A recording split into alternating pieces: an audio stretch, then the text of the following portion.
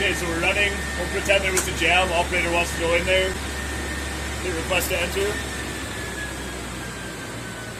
Everything's stopping, coming to a controlled stop. You can see all the rolls raising and the shop hits engaging.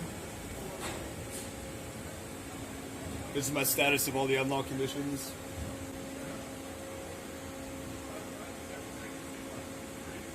So for example, some of the heads are still spinning, so it's waiting for those to get to true zero speed before it opens up the safety contactors.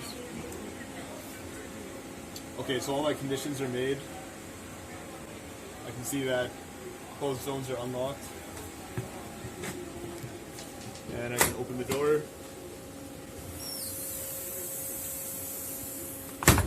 And of course, before you go in, always personal lock on here.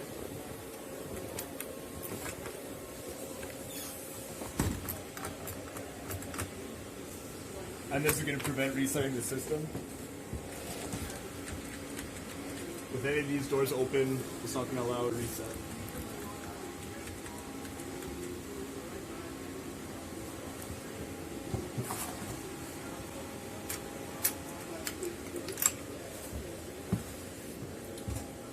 So I can close that.